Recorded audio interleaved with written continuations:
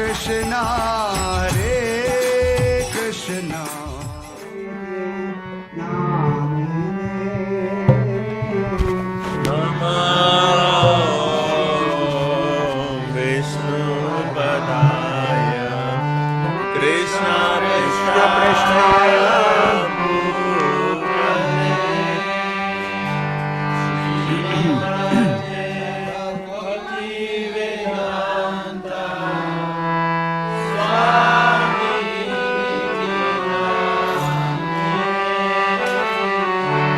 Namaste Saraswati Devi Gauravani Pracharine Nirvishesha Shunyavadi Paschatya Desha Tarine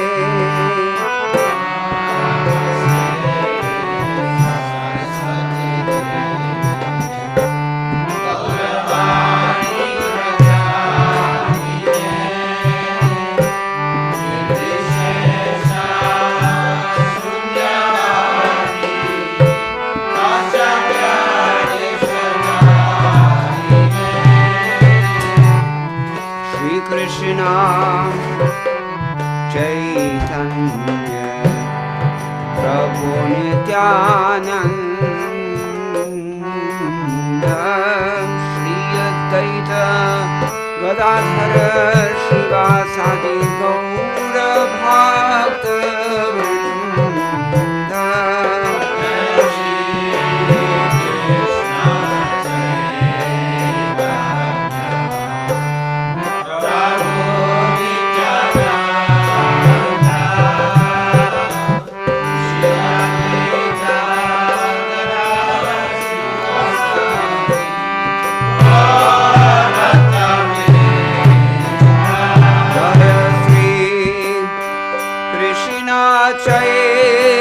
Chaitanya Prabhu Nityananda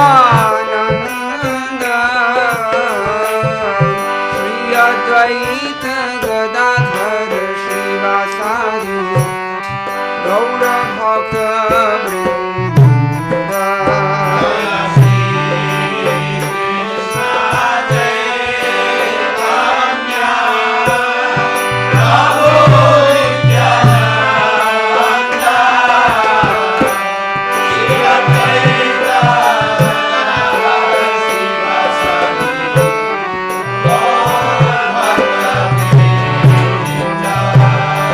Jai Sri Krishna Chaitanya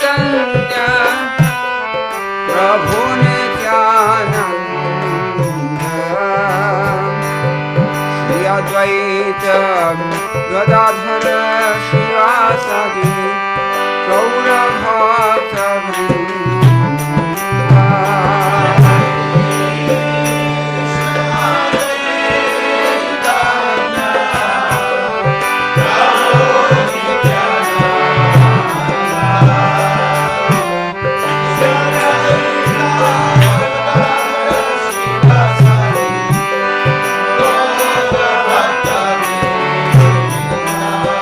Jai Gaura Bhakta Vrinda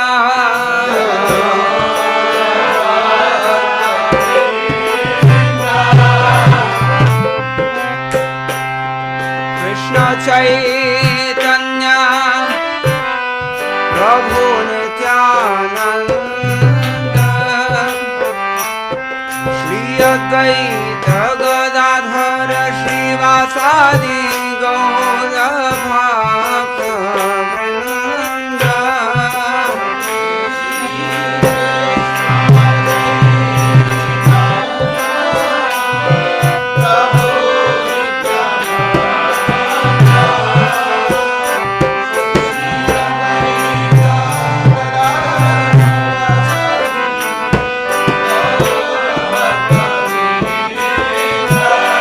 Jai Gaura Bhakta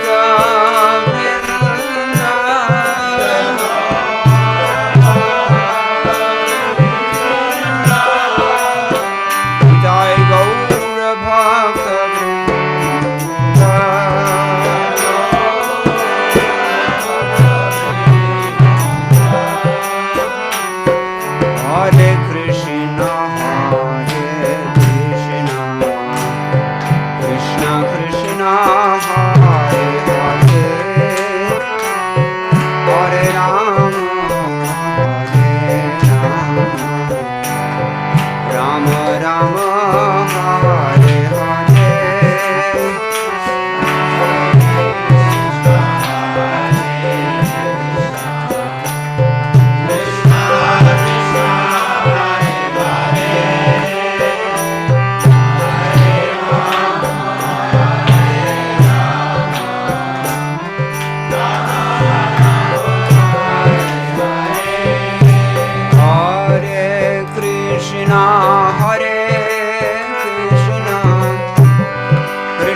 Krishna Hare Hare,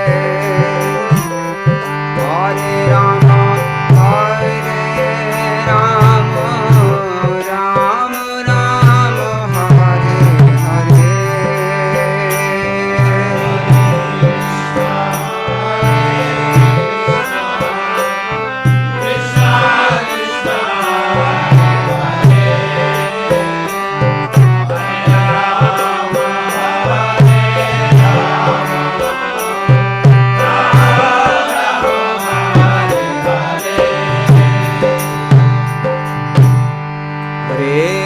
Krishna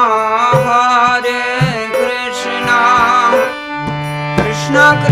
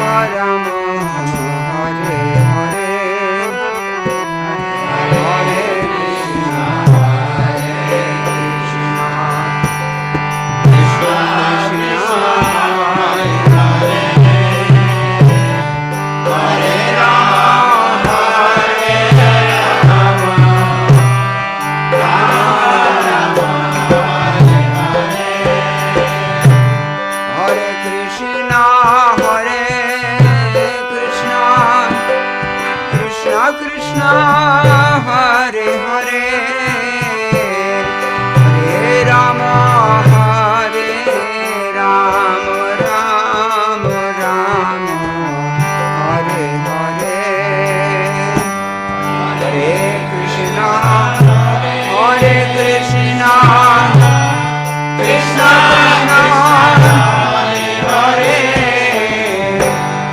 Hare Rama,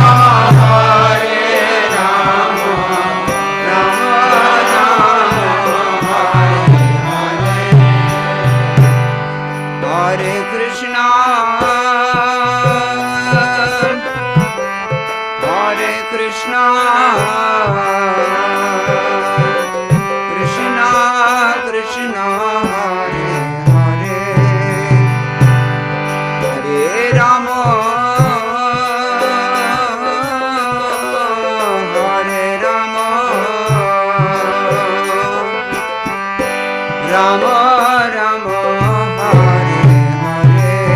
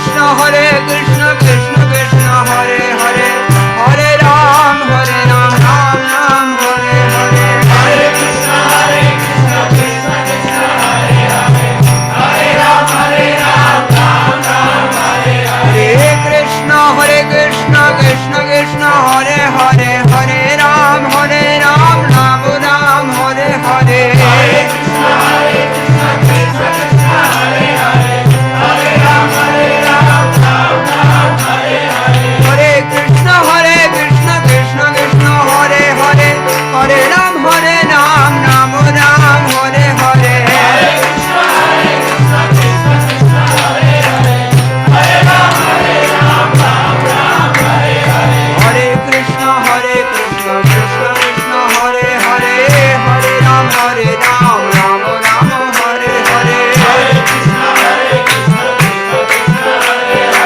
Hare Ram, Ram Ram, Hare Hare. Hare Krishna, Krishna Krishna, Hare Hare, Hare Ram, Ram Ram, Hare Hare.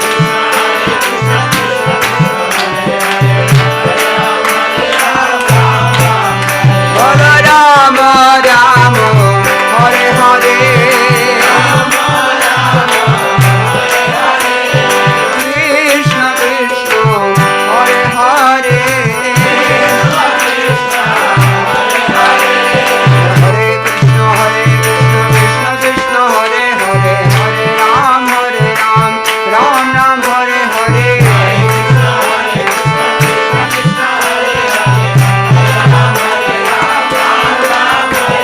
Hare Krishna, Krishna Krishna, Hare Hare, Hare Ram, Ram Ram, Hare Hare.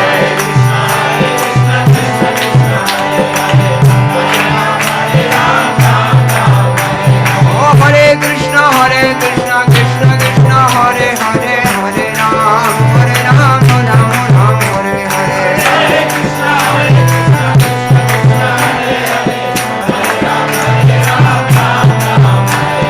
Hare Krishna, Hare Krishna, Krishna Krishna, Hare Hare, Hare Ram, Ram Ram, Hare Hare.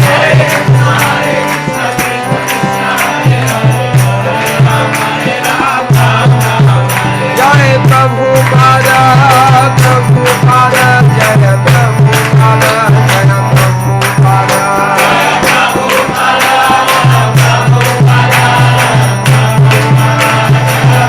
Jai Jai Gurudev, Gurudev, Gurudev,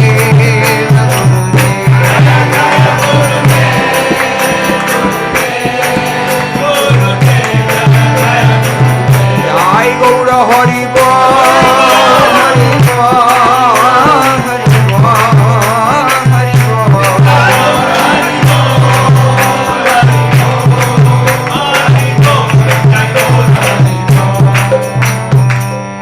Gaur Premanande.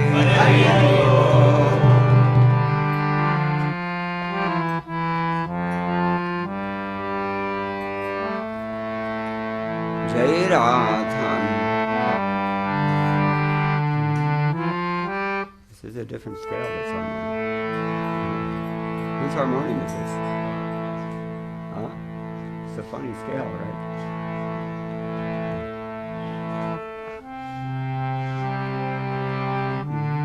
Jai Radha Madhav Kunj Bihari.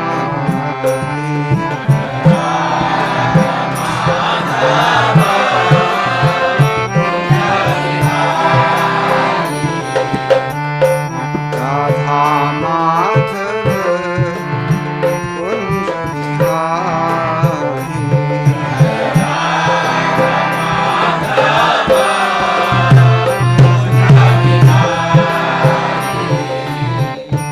Radha Madhav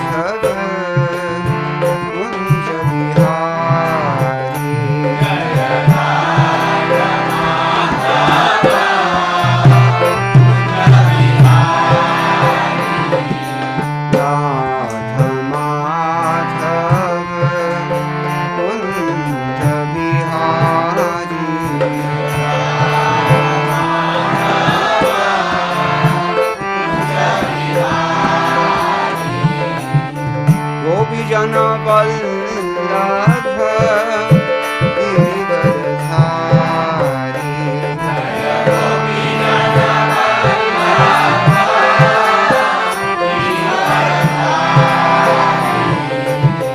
गोपी जन वल्लभ गिरिवरधारी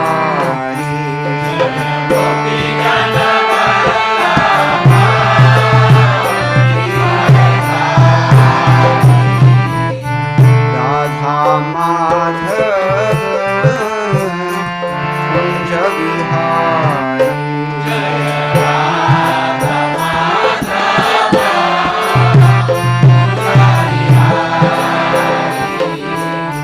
राधा माधव कुंज विहारी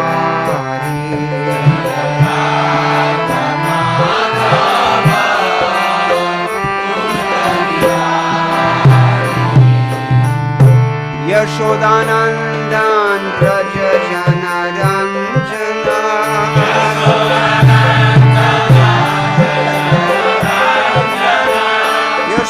यशोदानंदन ब्रज जन रंजना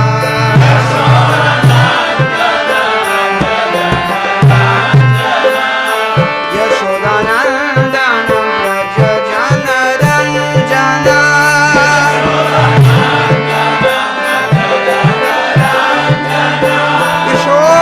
यशोदानंदन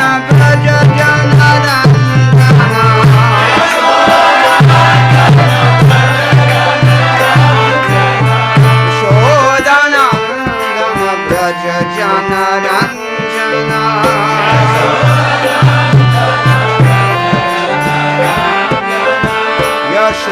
यशोदानंदन ब्रज जन रंजना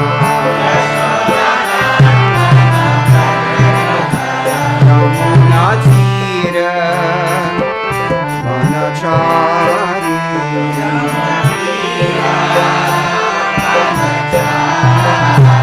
यमुना तीर वनचारी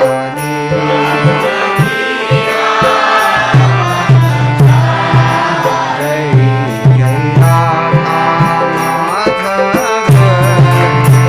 कुंज विहारी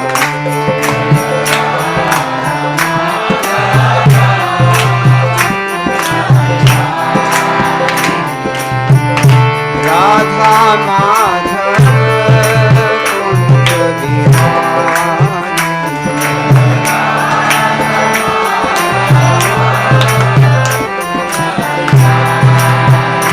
जय राधा माधव कुंज विहारी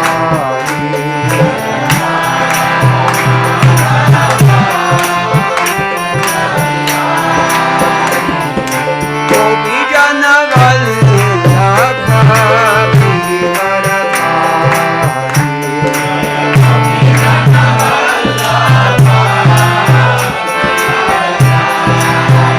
गोपी जन वल्लभ गिरिवरधारी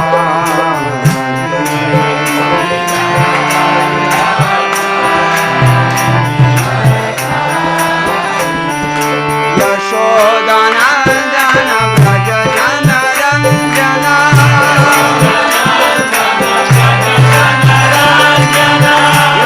यशोदानंदन ब्रज जन रंजना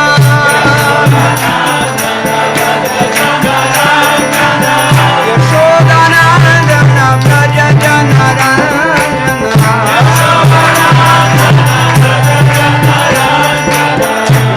यशोदानंदन ब्रज जन रंजना यमुना तीर वनचारी यमुना तीर वनचारी जय जय राधा माधव कुंज Vihari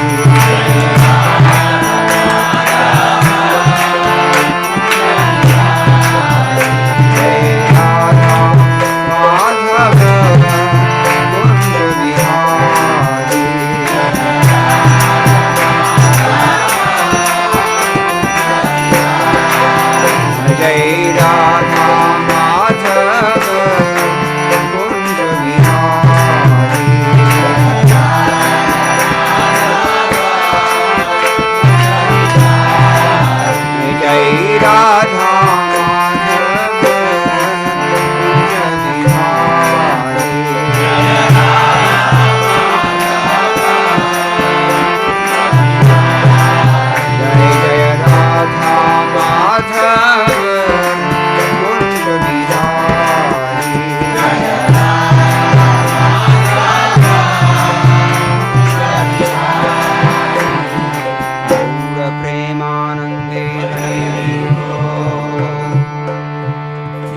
Shripad Paramahamsa Prajigacharya Shrotarjata Shri Srimad Srila Bhai Charanardan Bhakti Vedanta Sai Maharaj Srila Prabhupada Ki Jai Ananta Koti Vaishnava Vrinda Ki Jai Nama Acharya Srila Thakur Haridas Ki Jai Prem Se Kaho Sri Krishna Chaitanya Prabhu Nityananda Shri Advaita Gadadhar Shivasadi Gaur Bhakta Vrinda Ki Jai Shri Shri Radha Krishna Gopa Gopinath Shyam कुंद राधा कुंद गिरी गोवर्धन की जय वृंदावन धाम की जय नवदीप मायापुर धाम की जय गंगा देवी की जय यमुनामयी की जय भक्ति देवी की जय तुलसी रानी की जय समवेत भक्त वृंद की जय श्री हरिनाम संकीर्तन की जय ग्रंथराज श्रीमद् भागवतम की जय इस्कॉन पीवीथी संस्थापक आचार्य श्री प्रभुपाद की जय गौ प्रेमानंदे all glories to the assembled devotees, all glories to the assembled devotees, all glories to the assembled devotees, all glories to Sri Sri Guru and Gauranga. Jai Shri Prabhupada. Om Namo Bhagavate Vasudevaya. Om Namo Bhagavate Vasudevaya. Om Namo Bhagavate Vasudevaya. Narayanam Namaskritya Naram Chaiva Narottamam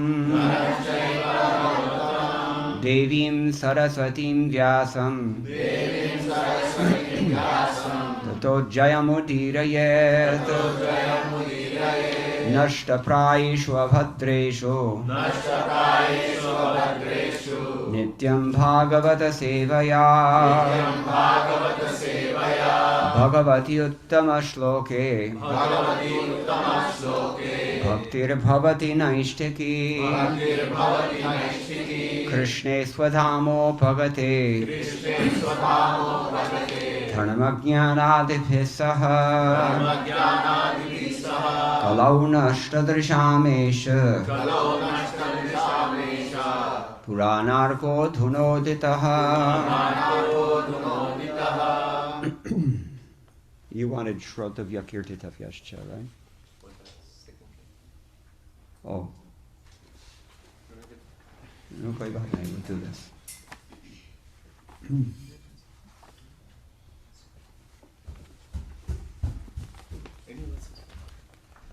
Yeah.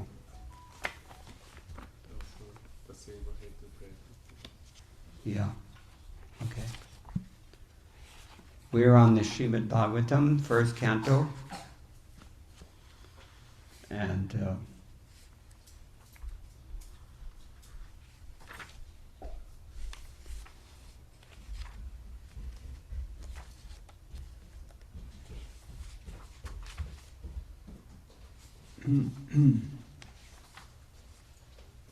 I've been on the mental plane since yesterday what to talk about. Okay. We're on first canto, chapter 2, texts number 28 and 29. You can repeat after me because it's easy enough. Vasudeva, Paraha, Veda, Vasudeva, Para, Makha, Vasudeva, Paraha, Yoga, Vasudeva, Paraha, Kriyaha, Vasudeva, Param, Jnanam, Vasudeva, Param, Tapaha, Vasudeva, Paro, Dharmo, Vasudeva, Para, Gatihi. So kindly repeat. Vasudeva Paraveda, Vasudeva Paraveda, Vasudeva Paramakaha,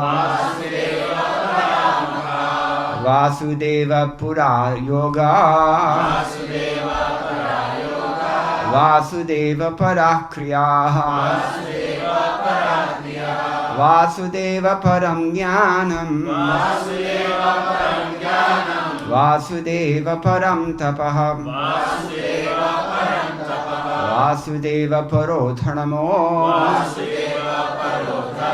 Vasudeva paragati. Translation: in the revealed scriptures, the ultimate object of knowledge is Sri Krishna, the personality of Godhead. The purpose of performing sacrifice is to please Him. Yoga is for realizing Him. All fruitive activities are ultimately rewarded by Him only. He is the supreme knowledge, and all severe austerities are performed to know Him. Religion, or dharma, is rendering loving service unto Him. He is the supreme goal of life. Please repeat. In the revealed scriptures, the ultimate object of knowledge, is Sri Krishna, the personality of Godhead. Who? Sri Krishna. Jai. The purpose of performing sacrifice, is to please Him. Yoga, is for realizing Him. All fruitive activities, are ultimately rewarded, by Him, only. He is the supreme knowledge, and all severe austerities, are performed, to know Him. Religion, dharma, is rendering loving service, unto Him. He is the supreme goal of life.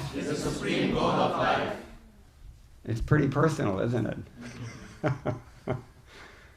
It's about this person named Krishna. Not Krishna, Sri Krishna. Okay, purport by His Divine Grace, A.C. Bhaktivedanta Swami Srila Prabhupada Ki Jai. That Sri Krishna, the personality of Godhead, is the only object of worship is confirmed in these two shlokas. In the Vedic literature, there is the same objective, establishing one's relationship and ultimately reviving our lust-loving service unto Him. That is the sum and substance of the Vedas. In the Bhagavad Gita, the same theory is confirmed by the Lord in His own words. The ultimate purpose of the Vedas is to know Him only. All the revealed scriptures are prepared by the Lord through His incarnation in the body of Srila Vyasadeva, just to remind the fallen souls, conditioned by material nature, of Sri Krishna, the personality of Godhead. No demigod can award freedom from material bondage. That is the verdict of all the Vedic literatures. Impersonalists who have no information of the personality of Godhead minimize the omnipotency of the Supreme Lord and put Him on an equal footing with all other living beings. And for this act, such impersonalists get freedom from material bondage only with great difficulty. They can surrender unto Him only after many, many births in the culture of transcendental knowledge. One may argue that the Vedic activities are based on sacrificial ceremonies. That is true. But all such sacrifices are also meant for realizing the truth about Vasudeva. Jai Vasudeva.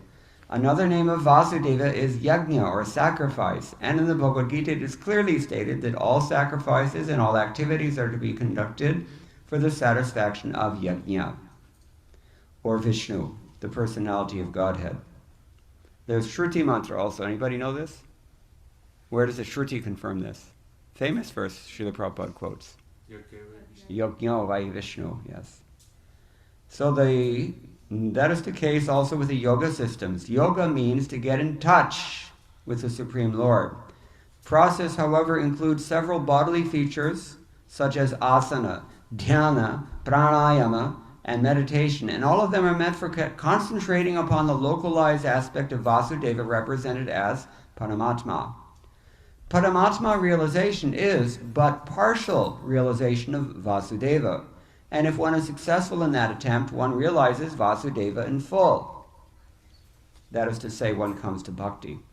But by ill luck, most yogis are stranded by the powers of mysticism achieved through the bodily process. Stranded. Picture somebody on a deserted Pacific Isle with nothing but a sandbar and a palm tree. They're stranded. What are they stranded by? The mystic powers that come from practicing great discipline. You can't get anything without discipline. And if you have discipline, you can get so many things.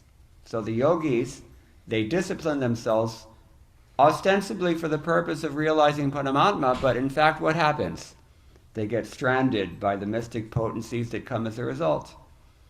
And in fact, those mystic potencies are really more or less intended by Mahamaya, or her master even, Lord Sri Krishna, who is known as Vasudeva.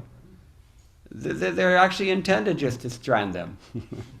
Because she wants to keep the people who are not so serious about bhakti out of the spiritual world. It's a private party. Members only. VVIP status, as we say in India. It's not enough to be a VIP in India. You've got to be a VVIP, right? Okay. All right, where were we? Here we go. Yeah.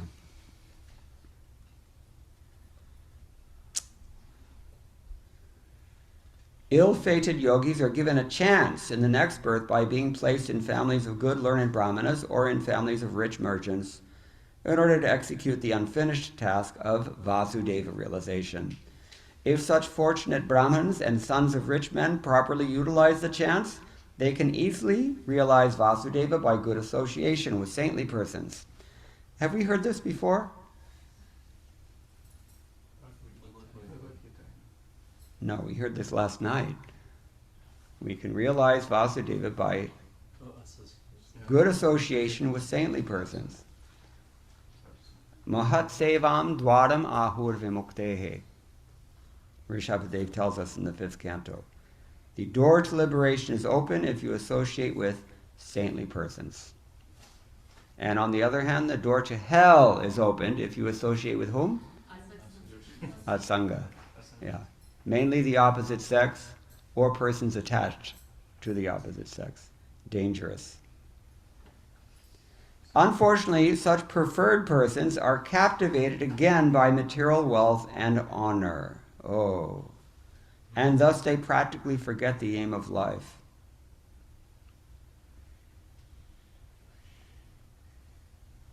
Lot we can say about that. This is also for the culture of knowledge. This is also so for the culture of knowledge, rather. According to Bhagavad Gita, there are 18 items in culturing knowledge. Where are those described? I caught you off guard. According to Bhagavad Gita, there are 18 items involved in the culture of knowledge. Where are they described? Not chapter 16. 13. Chapter 13, yes. He said, all these things, this is knowledge. Anything contrary to this is nescience. You can look it up on your own free time. So, by such culture of knowledge, one becomes gradually prideless, devoid of vanity, non-violent, forbearing, simple, devoted to the great spiritual master, and self-controlled. By culture of knowledge, one becomes unattached to hearth and home and becomes conscious of the miseries due to death, birth, old age, and disease. All the culture of knowledge culminates in devotional service to the personality of Godhead, Vasudeva. Therefore, Vasudeva is the ultimate aim in cultivating all different branches of knowledge. Culture of knowledge leading one to the transcendental plane of meeting Vasudeva is real knowledge. Physical knowledge in its various branches is condemned in the Bhagavad Gita as ajnana, or the opposite of real knowledge. The ultimate aim of physical knowledge is to satisfy the senses, which means prolongation of the term of material existence, and thereby continuance of the threefold miseries. So by prolonging this miserable life of material existence, prolonging this miserable life of material existence is nescience. But the same physical knowledge leading to the way of spiritual understanding helps one to end the miserable life of physical existence and to begin the life of spiritual existence on the plane of Vasudeva. The same applies to all kinds of austerities. Are you seeing a pattern here? He's going through the whole list, right? There are basically 8 items listed here. He's going through all of them one after another. So, tapasya means voluntary acceptance of bodily pains to achieve some higher end of life. In other words, if it doesn't hurt, it's not tapasya. So we always have to be performing tapasya because we always have to be pushing ourselves a little bit beyond our comfort zone. Just like we get up early in the morning, 3 o'clock, 4 o'clock in the morning, if we don't stay up too late, and we go to Mangalarti, it's a hassle. But if you get a taste for it, then you joyfully look forward to it. It's no longer an austerity. So then what happens? Krishna raises the bar. It's just like at Govardhan Hill. No matter how many things they brought for him to eat, whole village bringing mountains of rice and stacks of chapatis and, big laddus and bigger than Tirupati and, all these wonderful things to eat. And still he said, what? Aniyor. Bring more, bring more. So this is Krishna. Or just like anybody here been to Mangalagiri, South India, Andhra? There must be so many Telugu people here. No? Anybody here? Some people are looking Telugu. Too shy to say anything, maybe. If you've been to Mangalagiri, you know what happens if you pour that, what do they call panagam, into the mouth, the big gaping mouth of Lord Narasimha. What do you hear? It just disappears. People have been pouring this panagam into his mouth since time immemorial, and they don't know where it goes. But it just never finishes. And the really strange thing is that there's no ants anywhere. Panagam, what is panagam made out of? Basically jaggery water, sweet. And then no ants. And he doesn't give up his thirst also. He's still drinking to this day after how many centuries? Ramanujacharya went here 1,000 years ago. So Krishna is like this. Whatever you do, he wants you to push it a little more and do a little more. Somebody asked me, what is Krishna's favorite, what kind of things does Krishna like to eat? I tell him, whatever is the most difficult to prepare.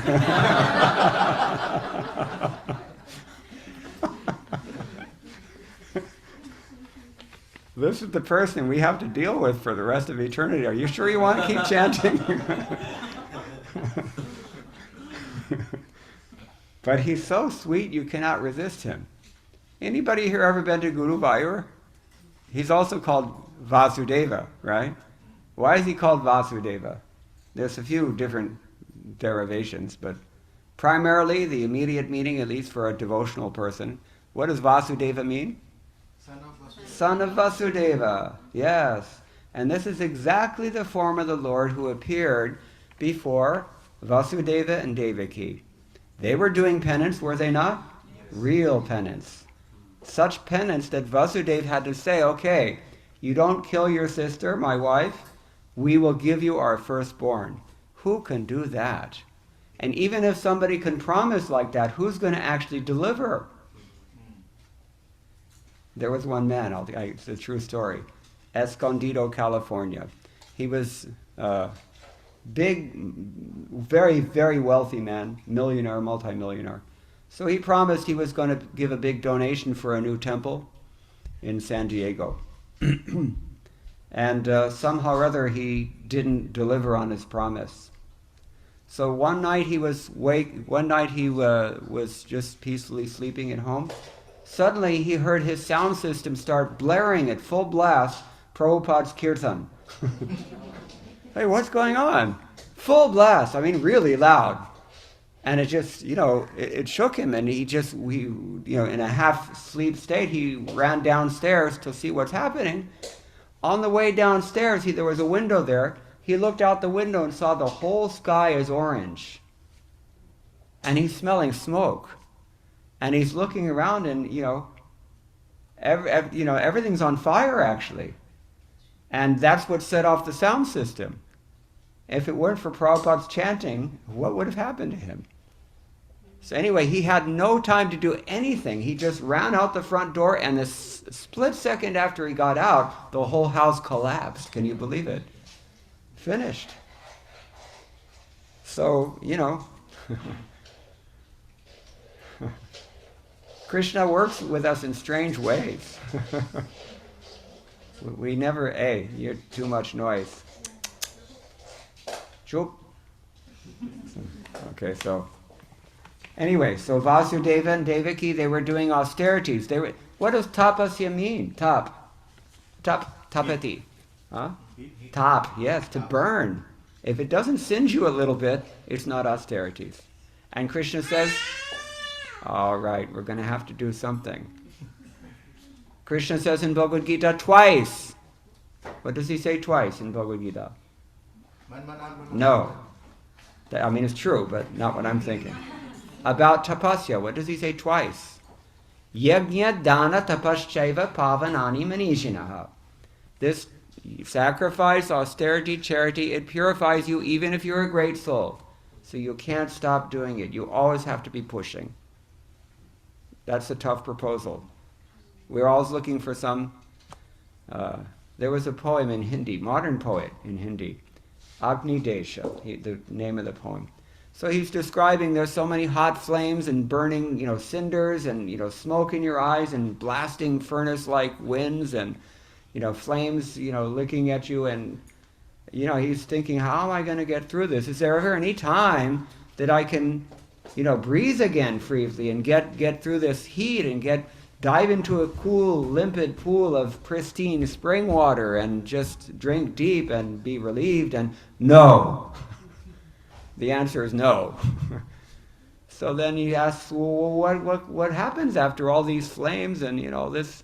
On the other side of these flames, there's more flames, there's more cinders, there's more smoke, there's more heat, there's more burning, there's more, in effect, tapasya. So what to do? How do I ever get used to this? You can only get through this fire or become freed from this burning once you become fire. You have to become fire. It's transformation. So it's a very tough thing. I can't say that he was not a Vaishnava poet, so I don't know what he had in mind. But when I read the poem, I just thought, this is what it meant to me. So, anyway, Vasudeva and Devaki, they were doing austerities, and Krishna really appreciated.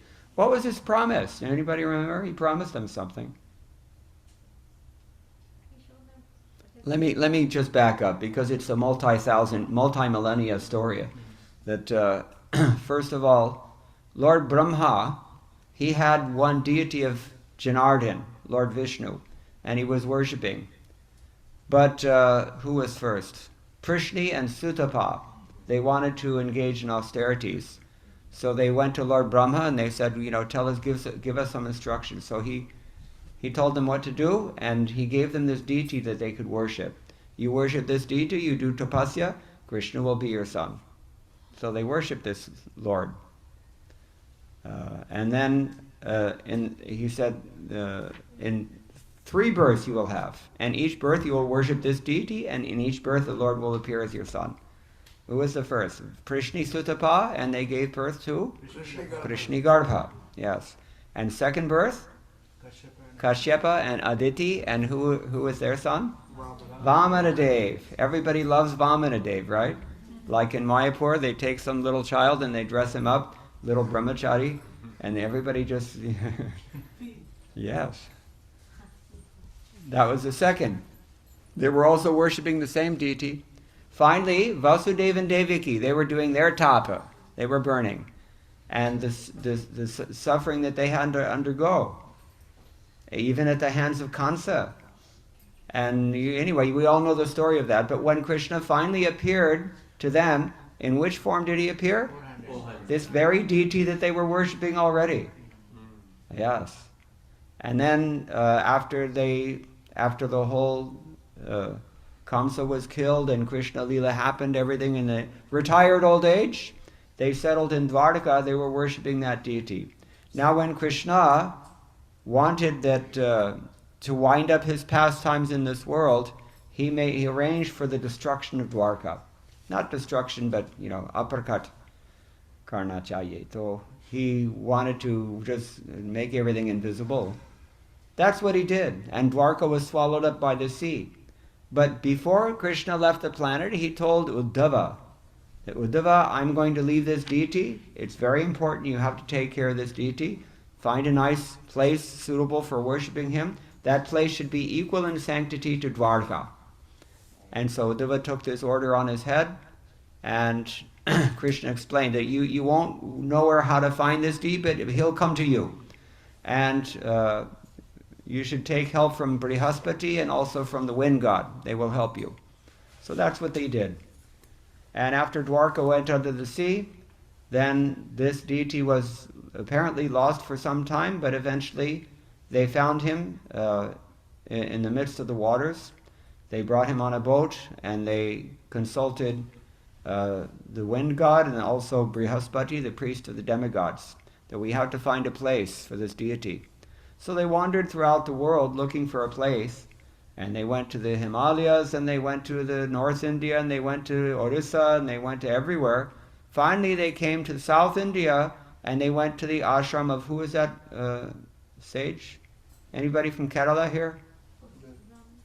Was that Vadukanatham in Trishur? Maybe Parashuram, I don't remember. Parashuram's place. That was his ashram was there, no? Okay, so he told them, just nearby you can see there's a very nice place. Rudratirtham called.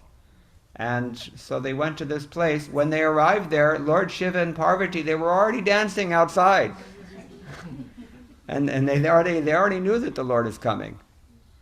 And so it was actually Parvati's place, but she offered her own temple because there was nothing there for them yet. And so the Lord moved into her temple.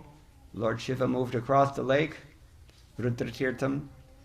This is the same lake, according to Narad Purana, so it's said, that this is the same lake that the Prachetas had done austerities previously and met Lord Shiva there in the 4th canto. And that Rudragitam is there also.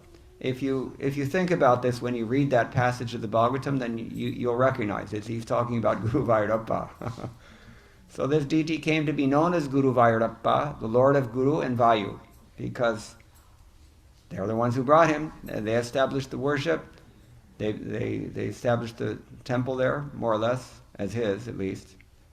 Now there are many, many stories also associated with this deity, and we don't really have time to get into all of it, but this is the long history, and this deity is still there. Shankaracharya came sometime later, and he established the rules of worship, which they still follow in that temple. And you can see the Lord's smiling face. This is my point. Once you see the Lord's smiling face of Guru Vairappa, you cannot unsee that. You cannot forget it. It leaves a permanent stamp on your subtle body, and you'll be finished. Your material life will be over from that point on, because he's going to take you. Just like he takes all the butter and all the other things in Braj.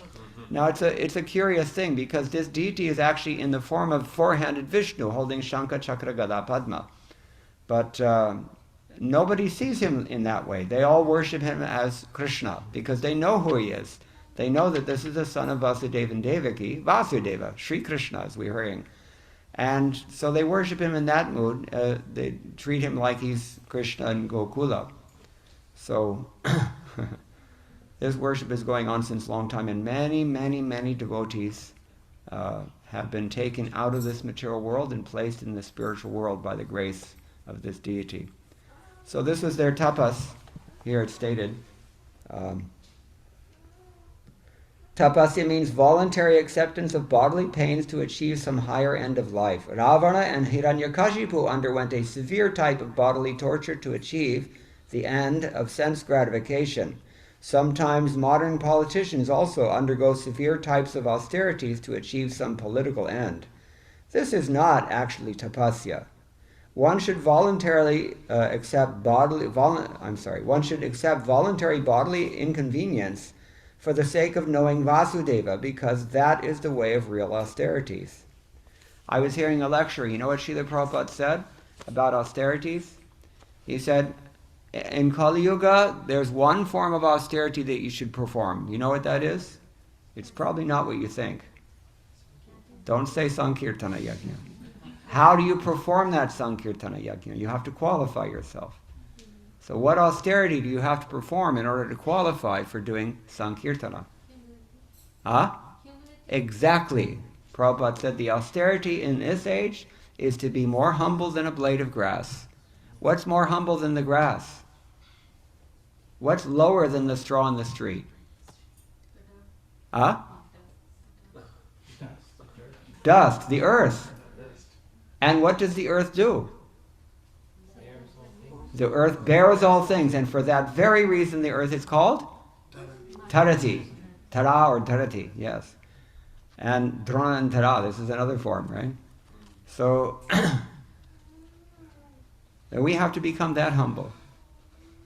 And what do people do on the ground? Think about it. All the things that we do on the ground. What do we put on the ground? All kinds of things. And she just bears it silently. Never says a thing. Therefore, he says, more tolerant than a tree. I like to give this example in Los Angeles. There's a tree across the street from the temple, and I was looking at it one day and just meditating on this because I saw the scars of 32 limbs that were cut off by the city of Los Angeles. 32 branches. The municipal truck comes by, and they bring out the buzzsaws, and they just, think about it. It can't be an easy thing for the tree, right? But they tolerate, more tolerant than a tree. And what's even worse than that, even harder than being more lower than the grass, even harder than being more tolerant than a tree, amanina manadena. You have to be with not expecting any kind of prestige or honor or anything from recognition or praise or anything from others. And even worse than that is to give praise to people and to honor other people and to try to uplift other people, isn't it? This is the austerity that we have to perform in Kali Yuga. If we do these four things, then we can chant Hare Krishna. Then we can perform Sankirtan Yajna. So Drona and Tara, or Vasudeva and Devaki, or Kashyapa and Aditi, or Prishni and Sutapa, they're all the same. And they did this austerity, therefore they saw Krishna. They got Sri Krishna, Vasudeva, as their son. And he's still smiling to this day. And you can go and see him, you can do some austerities for him. You can, especially you can bring butter. They have a system there. You can weigh yourself. Whatever you want to offer to the Lord, you can give that thing according to your own weight. Narendra Modi did this. There's pictures to prove it. I've seen. I think he gave maybe silver or something. It's pretty hefty. So some people do like that. If I was going to do this, I think I would give butter. 'Cause he likes butter. Navanita Chodam, Vraje Prasiddham Navanita Chodam. What is it? Aneka Chodagraganyam Purush. Another one by Bilva Mangal Thakre, he says, Paya Suchauda. Payaha Suchauda. He's a very, very clever thief of milk products. Paya Suchauda, Paradada Choda. He steals other people's wives. Gentlemen, be careful. Paradada Choda. Stri Vastra Choda. Women, you're not free either. He can take your clothing from you. Once there was a young girl, she was coming to the temple in the old days, or very first early days in maybe 67 or 68 in San Francisco. And one young girl, very young girl, she had rosy cheeks and a very happy nature. But she was too young. Like I also joined when I was very young. So she joined when she was very young. And so Prabhupada is talking about how Krishna enjoys with all these gopis. And Prabhupada, in public, just asked the girl, would you like Krishna to kiss you? And she turned bright red, like a strawberry. Anyway, so this is Krishna. He does. I don't know how we got on this topic. Butter. Anyway, we have to worship Vasudeva, the son of Vasudeva. This is austerity. One should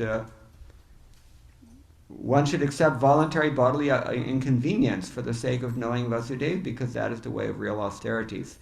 Otherwise, all forms of austerities are classified as modes of passion and ignorance. Passion and ignorance cannot end the miseries of life. Only the mode of goodness can mitigate the threefold miseries of life. Vasudeva and Devaki, the so-called father and mother of Krishna. You hear that? So-called father. Devaki Janmavada, right? This is what Prabhupada is kind of, Actually, the devotees used to sing. There was a popular tune. What is that? Gopala, Gopala, Devaki Nandana Gopala. So Prabhupada told him, no, Yashodanandan. Lekin Vastav mein. It's stated in the, I think, Adi Purana, that, what is that verse? Dve bharya Vasudevosti Yashoda Devaki something. I forget the Sanskrit now, but actually he has two wives. One of them is Yashoda and the other one is Devaki. But these are two names of the same person. So Devaki also means Yashoda. So it's hard to tell. Context alone can let us know what do we mean when we say Devaki Nandan. So anyway. Vasudeva and Devaki, the so-called father and mother of Lord Krishna, underwent penances to get Vasudeva as their son. Lord Sri Krishna is the father of all living beings. Therefore, he is the original being of all other living beings. He is the original, eternal enjoyer amongst all other enjoyers. Therefore, no one can be his begetting father, as the ignorant may think. Lord Sri Krishna agreed to become the son of Vasudeva and Devaki upon being pleased by their severe austerities. And now you know what to do. So all you have to do is do it. You have to try to be more humble than a blade of grass, more tolerant than a tree, be ready to offer all respects to others, not expecting any honor in return. This is what we have to do. If we want to get the benediction that we can always chant, Hare Krishna, Krishna Krishna, Hare Hare, Hare Rama, Rama Rama, Hare Hare. So, therefore, if any austerities have to be done, they must be done to achieve the end of knowledge, Vasudeva. Vasudeva is the original personality of Godhead, Lord Sri Krishna. As explained before, the original personality of Godhead expands himself in innumerable forms. Such expansion of forms is made possible by his various energies. His energies are also multifarious, and his internal energies are superior, and external energies are inferior in quality. They are explained in the Bhagavad Gita, chapter 7, texts 4 through 6, as the para and the apara prakritis. It's also in the Upanishads. Very much of what Bhagavad Gita teaches is actually from the Upanishads. You know this? Who reads the Upanishads? Anybody here ever read any Upanishads other than Isha Upanishad? Probably not. Yeah, but if you know the Upanishads, then you recognize, yes, practically every other verse in Bhagavad Gita is from the Upanishads. That's why they call it Gita Upanishad. What does Krishna say? Again in chapter 13, I believe, that Rishibhir Bahudha Gitam Chandobhir Vivitait Pratak Brahma Sutra Padaishcheva Hetumad Bhir Vinishchitaihi. He's telling Arjuna, I'm going to explain knowledge to you, And how do we get that knowledge? How do the sages who are teaching us, where do they get their knowledge? Shastriyonitvat. It comes from Shastra, especially from the Shruti, or Brahma Sutras. And Bhagavatam is the commentary on Brahma Sutra. So, Brahma Sutra Padaishcheva Hetumad Bhirvinishitai. You have to repeat what the Shastra says, but you have to do it in a way that's consistent and logical. You can't just say anything and, without consistence. Either the logic is not consistent, or over time the message is not consistent, but so many people say so many crazy things that are actually not rooted in Shastra. Therefore, Krishna gives his example in Bhagavad Gita, and he's reminding Arjuna, he's bringing Arjuna's attention to this example that, he doesn't say it, but in addition to me, anybody who's authoritative, they speak from the Shastras. And Prabhupada makes it clear in his commentary on chapter 17, verse 15, which is? Anybody know? Anudvega karam vakyam. Yes, satyam priyahitam chayate ityadi. Krishna tells us the austerity, since we're on that topic, of speech. What is the austerity of speech? It has to be true, it has to be pleasing, it has to be beneficial, and? Yeah, okay, sweet. Yeah. But, and Prabhupada's purport makes it clear, one should not speak nonsense. What does it mean to speak nonsense? You share your own opinion, it's got nothing to do with Shastra, or you quote somebody who's got nothing to do with Shastra. People do this, but it's bogus. Shastra Yonitvad. And in his purport to Chaitanya Charitamrita chapter 20, text 352, when they're talking about how to tell who's an incarnation and not, Prabhupada's purport explains there. Actually, there are three authorities that we hear from in Shabda Praman. Guru, Sadhu, Shastra. But of the three of them, Prabhupada said, which one is the real center? Which one is the real authority? Shastra. Only Shastra. Because if a guru says something that is not in Shastra, he's not a guru. And he should not be accepted as a guru. And if a sadhu says something that's not according to Shastra, he's not a sadhu. And he should not be accepted as a sadhu. It's heavy. People get uptight with this. But Prabhupada says this. Chaitanya Charitamrita, chapter 20, text 352. The purport you should all study. And Prabhupada says this, that the real center is Shastra. So Krishna is giving this example to Arjuna in the Bhagavad Gita. This is how we know what is what is knowledge and what is not knowledge. So there in Bhagavad Gita also, as in the Upanishads, Krishna mentions the para and apara prakritis. Apara prakriti is this mundane world and all the phantasmagoria within it. But para prakriti, that is the spiritual world. That's Srimati Radharani's department. And we can go back to Godhead only by absorbing ourselves in that para prakriti. What does Krishna say about this? Ashritya mam? What is the verse I'm thinking? Satatam kirtayanto mam yatantascha drhavartaha? No? Sorry, yeah, that's the one. Daivim prakriti ashrita. That's the same. Paraprakriti. Okay. We're finishing up now. But so his expansion of various forms which take place in the internal energy via the internal energies are superior forms, whereas the expansions which take place via the external energies are inferior forms. What's an example of this? Krishna says in Bhagavad Gita, Rasoham apso kaunteya. What does it mean? I'm the taste and... Is that a spiritual reality or is that a mundane reality? Yeah, it's mundane. Still, it represents him. These are called vibhutis. So I think this is what Prabhupada is saying. Seems that's what I understand from it, at least. So, the living entities are also his expansions. The living entities who are expanded by his internal potency are eternally liberated persons, whereas those who are expanded in terms of the material energies are eternally conditioned souls. Well, that's a hot statement, isn't it? Anybody ever heard this argument about the jiva whence, right? Some people say we come from Brahma Jyoti, some people say we come from Goloka. And here Prabhupada says that some people are eternally here. Ayo.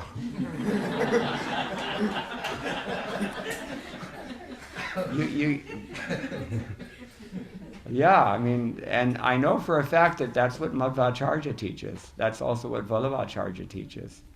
And there are statements from Baladevi Vidhabhushan that kind of imply that, but it's not so explicit. So it's something to think about and maybe not talk about. But anyway, so here,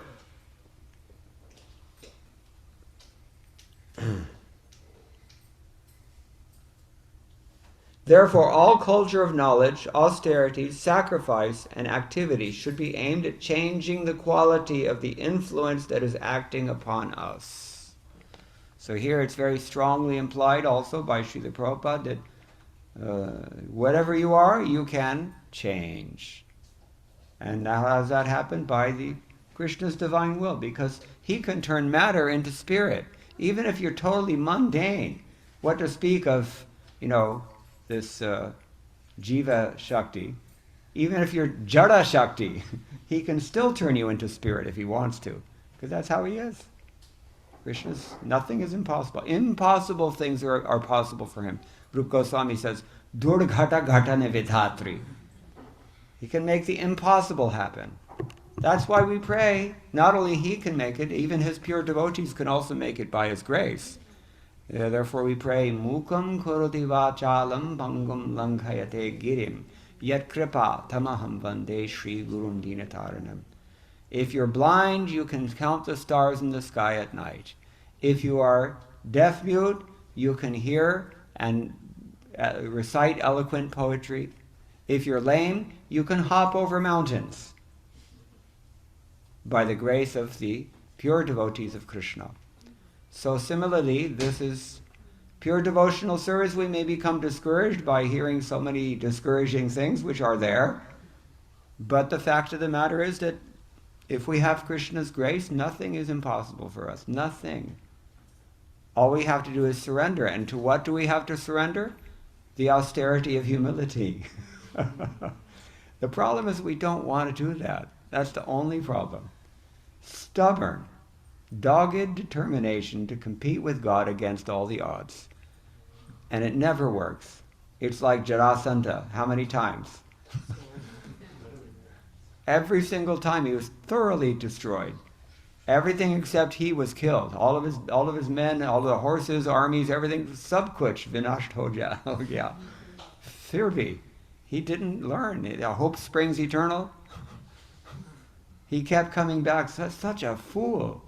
Just to illustrate for us, Baba, are you so far away from him? It's heavy, this knowledge. But we can change the quality of influence that's acting upon us. For the present, we are all being controlled by the external energy of the Lord. And just to change the quality of influence, we must endeavor to cultivate spiritual energy. We must endeavor to cultivate spiritual energy. What does that mean? Endeavor. You have to do something. Nahi suptasya singasya pravishanti mukhe mrigaha. Matlab ki, you even if you're the king of the forest, Srila Prabhupada says, you can't just lie down with your mouth open and expect all the deer to run in. It doesn't work like that. You gotta hunt also, even if you're the king of the forest. So you have to do something. And what do you have to do? It's cultivation. Cultivation. We have two words in Sanskrit. One of them is, we're talking about Prakriti, right? There's Sanskriti and Prakriti. Two completely opposite things. Sanskriti means a refined or cultivated, something that you have very carefully, tended to, and you've got a super excellent result. That's like the Sanskrit language, Sanskrita language. It's been refined, it's been cultivated, it's been learned. You see? Or, the opposite of that is the Prakriti language. It's just, ordinary speech that just, natural, left unkempt, uncultivated, unrefined, raw, natural, wild, ityadi. So, we have to endeavor to cultivate the spiritual energy. This is what we have to do. So much meaning is here. In the Bhagavad Gita, it is said that those who are Mahatmas, or those whose minds have been so broadened as to be engaged in the service of Lord Krishna, are under the influence of the internal energy. This is what we've been discussing. Internal potency, rather. And the effect is that such broad-minded living beings are constantly engaged in the service of the Lord without deviation. That should be the aim of life. And that is the verdict of all the Vedic literatures. No one should bother himself with fruitive activities or dry speculation about transcendental knowledge. Everyone should at once engage himself in the transcendental, loving service. Again, transcendental, loving service. Have I explained this here before? I think so, because I explain it everywhere. One thing, it has to be transcendental, means Brahmabhuta Prasannatma Ityadi. You have to come to that stage of Brahman realization. I know I'm not my body. If you're tested, you will be tested. Well, how are you going to do? How do we know that we haven't just received the fatal test yet? How do we know? We don't know. Don't have any idea what test is coming tomorrow. What to speak of 10 years from now. But if you're tested by Krishna, or by Maya, depending on how you want to look at it, if you're tested and you don't waver, then that is the strength that we're talking about, undeviating devotional service. So transcendental hona chahiye, we have to first of all be transcendental by realizing that we're not this body, because then really only you can perform real devotional service. That's what chapter 18 tells us. And second thing is what? What kind of service do you perform? Loving. It has to be loving service. There has to be love there. Bhava hona chahiye. So that's a second thing. We talked about 3 stages of bhakti last night. Sadhana bhakti, bhava bhakti, prema bhakti. These are the 3 that Rupa Goswami discusses in Bhakti Rasamrita Sindhu. So bhava means you actually have to awaken some feelings for Krishna, and that's a science. That science is dependent upon the austerity of humility and following the prescribed means of chanting the holy name. Hare Krishna, Krishna Krishna, Hare Hare, Hare Ram, Ram Ram, Hare Hare. And that awakens some real feelings for Krishna. It should be so.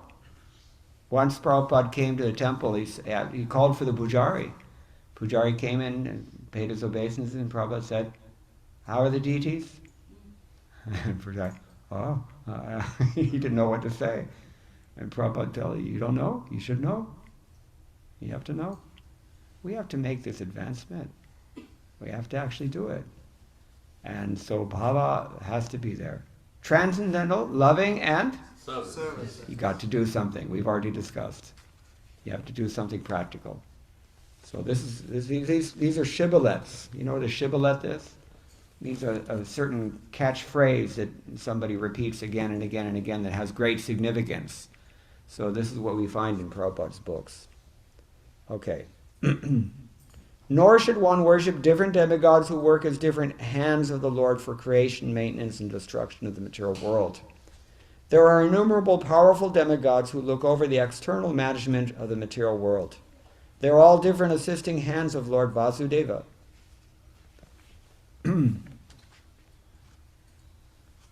You may not be interested in politics, but politics is interested in you. Right? I think it's more true in 2024 in North America than anywhere else at any time. Similarly, these demigods, sometimes they interfere in our lives. It's a little scary because, they're very powerful. If we were talking about Shani Dev last night, what he can do. And, other demigods, they can, if you get the mercy of a demigod, then you can really have, it can be a great advantage also. I'll tell you a true story. Every year I go to Tamil Nadu and preach in the wintertime because it's just too cold in Vrindavan. So we went there once, and this was a few years back. They had a drought there, very bad drought. And so from the plane, I'm looking down and seeing this parched, desert below. That Tamil Nadu is usually emerald green fields of rice, and did I get on the wrong plane? I'm going to Jaisalmer. So I was doubtful, and then when I landed, my host picked me up at the airport, and I asked him, what's going on here? This whole place is looking different. He said, oh no, it's just serious. He said the cows are dying, people are dying, there's nothing to eat, whole Kaveri is dried up, there's no water. Just like recently, I think within the last year, Bangalore, anybody here from Bangalore? They're having problem with water in Bangalore as well. It's everywhere in India now. Yeah. Rivers are drying up. Yeah, so, is it any wonder? Look at what we do to them. So anyway, so then I asked him, what topic have you prepared? What should I speak about? He said, why no rain and what to do? Immediately I thought of Prabhupada, who was in Hyderabad in, 73 or something. Same situation, severe drought. And in those days, the government leaders were a little more pious than they are now. They came to Prabhupada of their own volition. They didn't, they came to him. And they said, please, Swamiji, please give us your blessings that, everybody's suffering, tell us what to do. And Prabhupada said, you should immediately organize mass Harinam Sankirtana, everything will be fine. And they did it. And what happened? Rain. And everything was fine. So, I'm thinking like this. So I prepared something. I spoke on the verse, Nad Bhavanti Bhutani. This is in the Agraharam of the Skanda temple in Tiruchendur. Big Skanda. The whole place is a Shaiva Kshetra, actually. It's all Shaivas and worshipping Skanda. So, it's taken us years to get anybody to respond there. But they were coming and listening, and I spoke on this verse, and I asked them, you begin tonight, when we did Sankirtana, the big hall, it was full of people. And next morning, when I woke up, the system in those old houses, you have to go outside of the house to answer the call of nature, and then take your bath. So when I went outside at 3 or 4 in the morning, I felt some drops on my head. I'm looking up, I can't see anything, but it would actually begun to rain. And then, wow. So that day I went into the temple for darshan of Skanda, and all the pujaris were very, very happy. They were all just, giving me extra special respect and everything. And yeah, it was really, and it was very clear to all of us there that this is Skanda just, kind of doing us a little favor and just telling us, hey, I'm on your side. Now, this story's not over yet, because the next night we did another program in the next village, Satangulam. And, we had a Mariamman temple or something, we were doing some thing there. And that night also, we did the whole program, kirtan, everything, pravachan, full prasadam. After the last people were cleaning up after prasadam, then the heavens just opened up with torrential downpour of water. Same program, same lecture, same message, same effect. And we were completely blown away. If a demigod is on your side, he's the son of Shiva, right? What can he not do? Pretty much. So anyway, Prabhupada is talking about demigods here. Innumerable powerful demigods who look over the external management of the material world. They're all different assisting hands of Lord Vasudeva. The one little girl came to a program in this Agraharam again, and she's asking me, so is Krishna God or is Murugan God? What would you do if you were sitting on the Vyasasana in the middle of this big Shaiva? What would you do? Think about it. So I told this girl, you go in front of Skanda in the temple, and you pray to him like you've never prayed before, that please reveal to me the absolute truth. Who is the ultimate deity? And he'll tell you. I can say this because I know so many people who have done this. And so many devotees I know that have come to Krishna consciousness, they feel by the grace of these demigods because they asked. My friend, anyway, we're running out of time. What time is it now? 11. So I should wind up. Let me finish Srila Prabhupada's purport. He says, even Lord Shiva and Lord Brahma are included in the list of demigods, but Lord Vishnu or Vasudeva is always transcendentally situated. Even though he accepts the quality of goodness of the material world, he is still transcendental to all the material modes. The following example will clear the matter more explicitly. In the prison house, there are the prisoners and the managers of the prison house. Both the managers and the prisoners are bound by the laws of the king. But even though the king sometimes comes in the prison, he is not bound by the laws of the prison house. The king is therefore always transcendental to the laws of the prison house, as the Lord is always transcendental to the laws of the material world. It's a clear analogy, isn't it? There's somebody who's managing the prison. He's not a prisoner. He's free. But he still has to follow law, otherwise he will become a prisoner. And that's not the case with the king. We're talking about despots here. We're not talking about, constitutional democracies. The king makes the laws, whatever he says goes, because he's the most powerful. So he's not, in any case, he can do whatever he wants. He's not bound. Even he comes into the prison still. He's neither a prisoner, neither a manager. He's the king. So this is a crude example, but this is the idea about demigods. So, one of my friends is a devotee. He was working in Microsoft, and he gave up his career to move back to his native place, Tiruchendur, same place. And he was a little worried because for thousands of years, everybody in his family is wearing this tilak, and he's coming home wearing this tilak. What's going to happen? So he had to see all these mamas are talking to him, and everybody's just kind of asking questions and just, straight face, and nobody's laughing, nobody's chastising. He just doesn't know.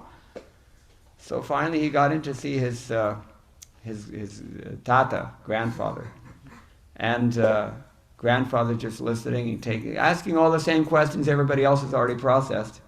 He's just listening, and so finally he just goes, come with me. So he follows him into his place. He has his own private, what we call bhajan kuti, where he does his own puja. And he sees on the altar there's all the demigods are there, Skanda's big picture, everything. But right in the middle, on a little throne, is small Bal Gopal, this big. Then he was relieved. Because actually everybody loves Krishna. Everybody loves Krishna. They can say so many, Shankaracharya, right? He says so many things he says. But actually, what's he doing? He is worshipping Krishna. Personally, he's worshipping Krishna. This is the thing. My wife was from this background in Mauritius. In Mauritius, they're all hardcore Devata worshippers only. Now, there's hardly a Vishnu temple in the whole place. Mainly Shiva and Durga, the other demigod, everybody. Anyone except Krishna. Maybe there's 2 or 3 Vishnu temples in the whole country, and thousands of demigod temples, or at least hundreds, because it's a small place. The whole country is no bigger than the city of Los Angeles. Very tiny, tiny country. So they're all worshipping demigods, and she as a girl, she was always, watching all these sacrifices. She had that nature, pujas and everything. So she's also noticing that at the end of the sacrifice, the priest is all saying, Shri Krishna Arpanamastu. Right? Hey. And so, she's saying, well, why are they saying this? This is the Devi Puja. What's Krishna got to do with it? So she had that doubt. Then when she came to ISKCON, she heard the standard ISKCON preaching against demigods. And she got a little disturbed, but she said, they actually make sense, because, that's a Shri Krishna Arpanamastu. In Tiruchendur, I saw it because I was standing right almost in the altar in front of Skanda. And when the priests come and say Achman, you know what they say? Om Keshavaya Namah, Om Narayanaya Namah. Om Madhavaya Namah.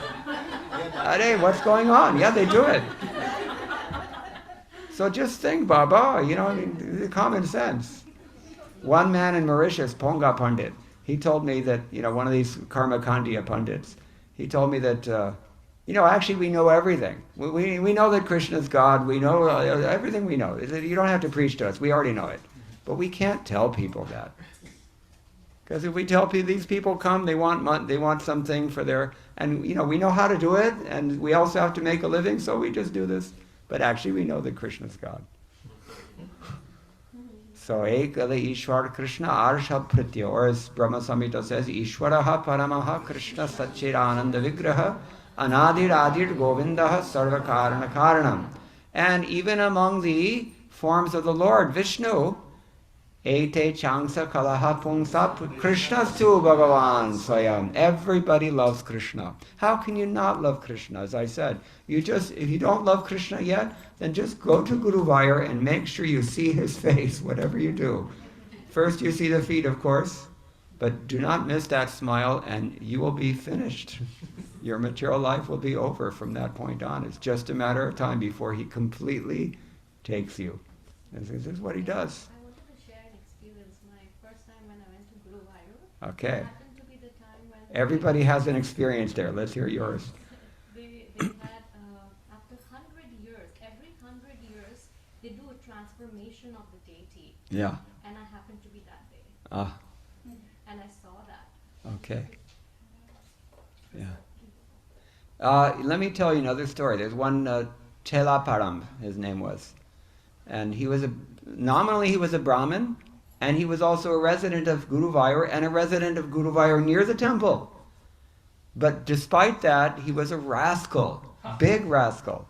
Never ever once did he come into the temple, didn't care about anything. His whole life just wine, women, smoking, everything sinful he was doing. Just like now they're doing in Kerala. It's so... Anyway. So he's a rascal his whole life, and then finally when he's like 80, 90 years old, it was Vaikuntha Ekadashi, Guruvayur Ekadashi rather, and the biggest day of the year practically there. And he's taking his bath in the Rudratirtham, that temple tank is called Rudratirtham, same place where the Prachetas went. And he's having a leisurely oil bath. Everybody else is fasting and they're chanting and they're doing yajnas and so many things. This guy's just sitting there, his normal thing. And all the people are looking at him, hey, what's wrong with you? Even in your old age, despite your high birth and good every facility you've had for becoming Krishna conscious, you're still wasting your time with this nonsense, sense gratification. Why don't you just surrender to Krishna while you can? When I was in Seattle, they used to make these mantras, mantra cards we give out on Harinam Sankirtan. Hare Krishna, Krishna Krishna, Hare Hare, Hare Ram, Ram Ram, Hare Hare. And the caption below, please chant this mantra while you can. It's supposed to make you think a little bit. So this man, finally, somehow or other, something came in to his heart. And he finished his bath in his wet cloth, according to the system. He went into the temple, and he went to the place where you pay obeisances. He paid his prostrate full dandavat obeisances. He prayed to the Lord, my dear Bhaktavatsala, I know that I've made some bad mistakes in life, but today I'm surrendering to you. Please give me mercy and accept me as your servant. He paid his full dandavat obeisances, and he never got up. That's mercy.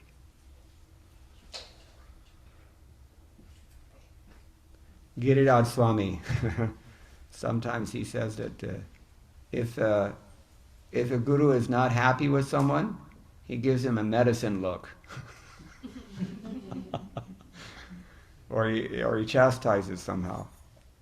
That's why they call him Dr. Guru Vairappa. He knows how to cure you. So anyway, we'll stop here. Does anyone have any questions or any comments about any of these things? So you did say transcendental loving service. Yeah. And also if you read earlier where you talk about the impersonalists, even they take a number of births, and after doing transcendental activities, then they reach the Brahmabhuta Prasanatma situation. So that statement says that, so it's like, how do you know which transcendental is taking you, is where you have already achieved Brahmabhuta Prasanatma? Because in the same stanza there twice is mentioned, one for impersonal and one for at the end where they talk about the transcendental loving service. Transcendental activities. Transcendental activities. Yes. You mentioned the word activity. But it's transcendental. So Okay, yeah, well, I can only interpret that without having reviewed other commentaries, but to me, I'm hearing that the activities that are performed by the Gyanis, activities such as study of Vedanta, austerities, they're very austere, they're very sense-controlled, they are very learned in a sense. So these are their activities. I mean, you can't really stop activities. You're always going to have activities. But what kind of activities are you doing? I mean, transcendental activities in the sense that they're activities meant for transcendental life. You understand? I see. So they're not transcendental. That's how I take it, That's yeah. how you interpret it. Yeah. That's what I was But I would have to really look at the commentaries and really to give a really convinced answer about this. But yeah, because the fact of the matter is that jnana is by nature hypothetical only. Once you apply it, then it's not jnana anymore. It's not pure jnana. Then it becomes karma. So yeah, that's the problem. Anything else? Yeah. Hare Krishna. Thank you very much for enlightening us. Prabhu, you touched upon one quality regarding humility for this age. That's Prabhupada's grace. I told you, I heard a lecture just the other day. This is what Prabhupada said. It's brilliant, isn't it? So my nice. question was that in a sadhaka neophyte state, having false pride is, even if I don't try, it's very easy. It's by nature it's there. But humility, it sounds nice, but how to really develop it? It's a cultivation. It's a cultivation. You have to cultivate knowledge. Knowledge is a great inspiration for humility. And you have to try to remember, hey, I'm not just, it's not all about me. It's about everyone else. So it's a cultivation of that attitude. And it's also a cultivation of knowledge. Prabhupada did use this word, cultivation. We have to endeavor to cultivate, this transcendental consciousness. So it's the whole process of Krishna, and Prabhupada also said this in the purport, the whole process of Krishna consciousness is really just meant to bring us to this point of humility. Or we can say faith, also. Everything is meant to bring us to the stage of having pure faith. We discussed last night. And that faith is non-different from humility. It's interesting because Sanatana Goswami says in Brihad Bhagavatamrtam, there's no difference between prema and absolute unconditional humility. And in the same way, there's no difference between prema and absolute pure faith. They're all one and the same thing. You can distinguish practically, but there really is no distinction. It's the same thing. So we just have to work at it. The whole process of Krishna consciousness is meant to bring us to that point, but it's almost, as you said, not necessarily gradual, because our default is we're so stubborn. We're so ingrained habits of trying to go in the wrong direction. So every time you recognize that you've turned around again, then you have to come back. And just, what does Krishna say? Shanai Shanai Ruparamed. You have to just, wherever the mind wanders due to its flickering, unsteady nature, you have to just bring it back. That's cultivation, or austerity. You take your pick. The cultivation, the austerity, the faith, the humility, the love, they're all the same thing. In fact, Prabhupada actually said, even if you're not mature, but if you have no motive for what you're doing, then you're also a pure devotee. Trying to be a pure devotee means you are a pure devotee. That's kind of hard to grasp, but Bhaktivinoda Thakur discusses this also in his Harinam Chintamani. He says that devotee may not be necessarily very mature yet, but if he's solidly situated in faithful, pure devotional service, he will become mature. It's just a question of time. He's a green mango right now, but you just leave him in the sun and he will turn red. So, we stay in the sun of devotional service, we will also become pakka. Okay? Yeah. And the other, it's just clarification for understanding. You briefly made a comment regarding the jivas falling down or being eternally. So That's implied here. Is it possible for us to understand like there are so many yonis, so we may be in a different yonis and gradually we may have progressed, but we never really basically fall down or fell down currently? Can we understand like that, or it's just a speculation? We should hear and we should repeat what we hear, and we should not speculate. We've heard these things. We've heard that there are what Madhva calls tamo yogis. They're only adhikar is to be a conditioned soul. It's hard to understand that. Hard to accept that also. But there's different ways to interpret that also. It's a great conversation. It's a very big conversation, and only really learned people can actually even have that conversation. But you can say it's an important one, but it seems that Prabhupada sidesteps that conversation throughout his books because on a certain level it just doesn't matter. And I tried to explain that no matter what your position is, if you're just begging Krishna for devotional service, we know that this is his singular weakness, that nobody can defeat him, but if somebody has love, that person may defeat him. We know this. So it doesn't matter who you are, what you are, where you come from. It just doesn't matter. Just be a pure devotee and see what happens. That's Radharani's grace, because the only one that he cannot resist is her. That is a fact. There is no manifestation of bhakti without Srimati Radharani being involved, because she is the personification of the Hladini Shakti of bhakti. So, I hope that's okay. Anything else? One question online. Online, okay.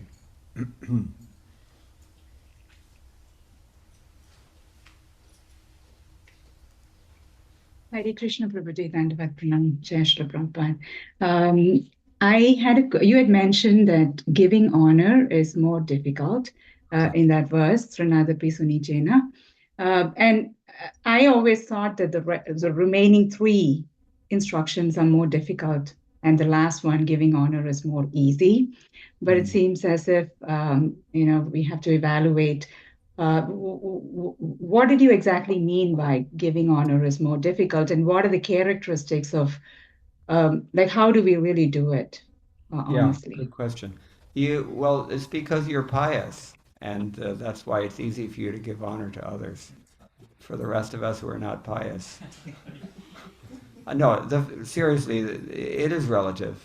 Different people are going to have, different anarthas, and so maybe I shouldn't really try to create a hierarchy where there is none, but at least that's how I see it.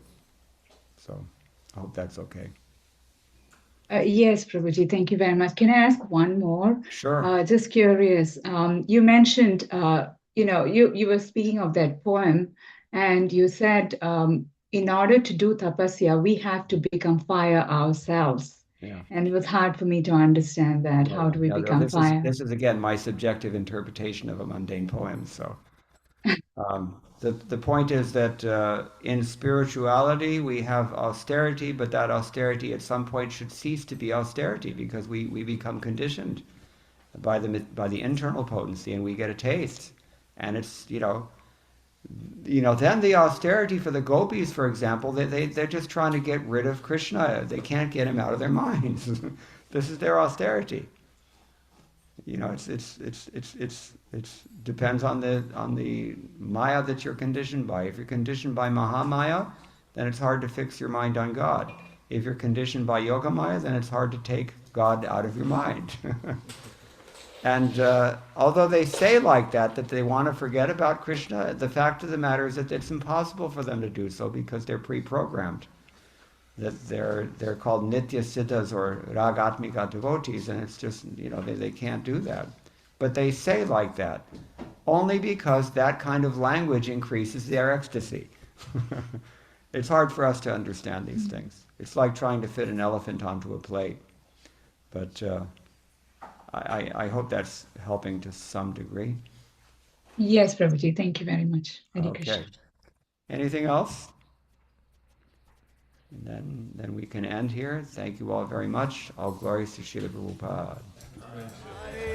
Hare Krishna, Hare Krishna, Krishna Krishna, Hare Hare.